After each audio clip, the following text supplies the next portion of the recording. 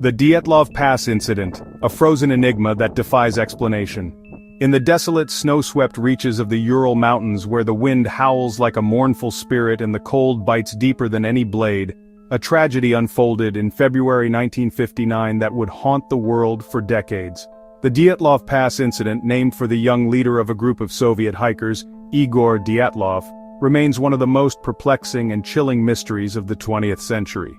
9 lives were extinguished under circumstances so bizarre, so inexplicable, that they have sparked endless theories, from the mundane to the otherworldly.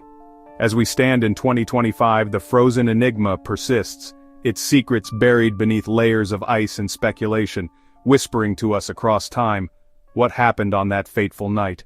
The journey into the wilderness. The story begins with a group of 10 young adventurers, all experienced hikers and skiers from the Ural Polytechnical Institute in Sverdlovsk, now Yekaterinburg. Led by 23-year-old Igor Dyatlov, a charismatic and skilled outdoorsman, the group set out on January 27, 1959, for a challenging trek to Otorten Mountain, a remote peak in the northern Urals.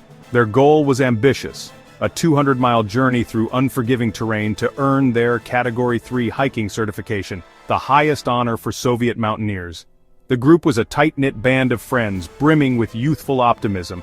8 men and 2 women, including a 38-year-old war veteran, Semyon Zolotaryov, who joined for his expertise, and Yuri Yudin, who would turn back early due to illness, unknowingly escaping a grim fate. Equipped with cameras, diaries, and supplies, they documented their journey with laughter and camaraderie, their spirits undaunted by the harsh Siberian winter. Photos show them smiling, skiing through snow-laden forests, their faces alight with adventure. But as they ascended Kolatsiakal, the dead mountain in the local Mansi language, something went catastrophically wrong. By February 2, 1959, they pitched their tent on a gentle slope, a seemingly safe spot. It was the last time they were seen alive. The discovery, a scene of horror. When the group failed to return by their expected date of February 12th, a search was launched. On February 26th, rescuers found their campsite abandoned and eerie. The tent was slashed open from the inside, half buried in snow, with boots, jackets, and supplies left behind. Footprints, some in bare feet, led away from the tent toward a nearby forest a mile away. The scene was a tableau of panic, as if the hikers had fled in terror, defying the sub-zero cold that would have demanded they stay bundled in their gear. In the forest, beneath a large cedar tree, searchers found the first bodies, Yuri Krivonyshenko and Yuri Doroshenko, frozen, shoeless, and clad only in underwear. Nearby, a small fire had burned out, its embers a futile gesture against the merciless cold. Branches on the cedar were broken up to 15 feet, suggesting desperate climbing, perhaps to escape or to see something. Days later, Igor Dyatlov and Zinaida Kolmogorova were found closer to the tent, their bodies posed as if crawling back toward safety. Rustem Slobodin, with a fractured skull, lay nearby, his death hinting at violence beyond the elements. Weeks later, in a ravine 4 meters deep in snow, the final 4, Lyudmila Dubinina, Semyon Zolotaryov, Alexander Kolovatov, and Nikolai Thibault Brignol, were uncovered. Their injuries were grotesque.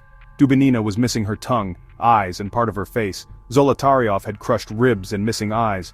Thibault Brignol had a shattered skull. Yet their skin bore no external wounds, as if an invisible force had crushed them from within. Stranger still, their clothing tested positive for low levels of radiation, and some garments were swapped, as if taken from the dead in a desperate bid for warmth. The official verdict, and its shadows. The Soviet investigation conducted in 1959 was as opaque as the Siberian snow. The official conclusion? An unknown compelling force caused the deaths, a vague phrase that only deepened the mystery. Hypothermia was cited for some, but the bizarre injuries, missing organs, internal trauma without external marks, and radiation defied simple explanation. The case was swiftly closed, files classified, and families left with more questions than answers. For decades, the Dyatlov Pass incident festered in the public imagination, a wound that refused to heal. Theories, from the mundane to the otherworldly. What could drive 9 experienced hikers to flee their tent into a deadly blizzard, half-dressed, only to meet such horrific ends? The theories are as varied as they are unsettling, each peeling back a layer of the mystery only to reveal more questions. The avalanche hypothesis. In 2021, Swiss researchers proposed a slab avalanche, a small but sudden snowslide, as the catalyst.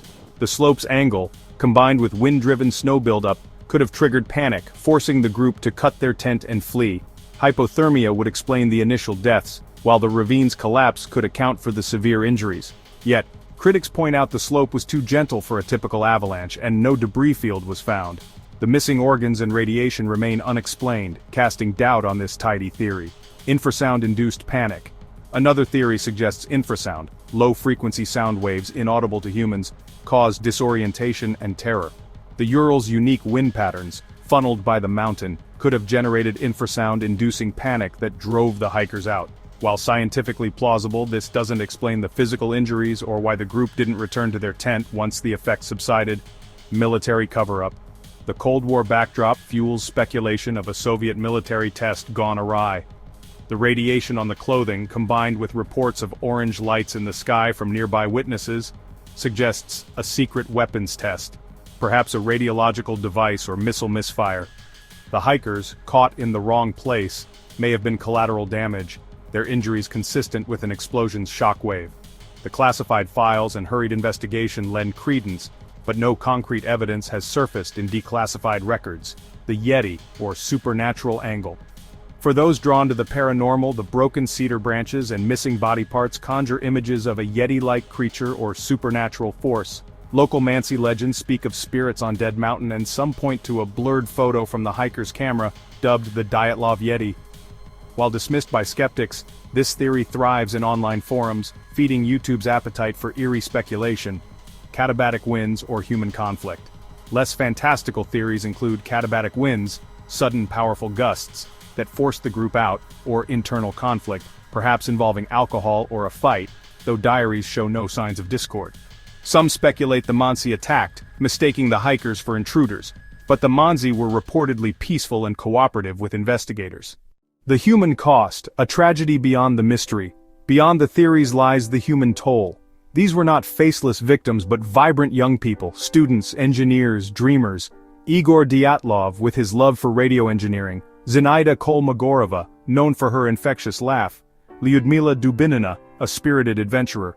Their diaries, filled with songs and hopes, contrast starkly with their grim fate. Yuri Yudin, the lone survivor who turned back, lived with guilt until his death in 2013, tirelessly seeking answers. Families fought for decades to access sealed files, their grief compounded by the Soviet state's silence.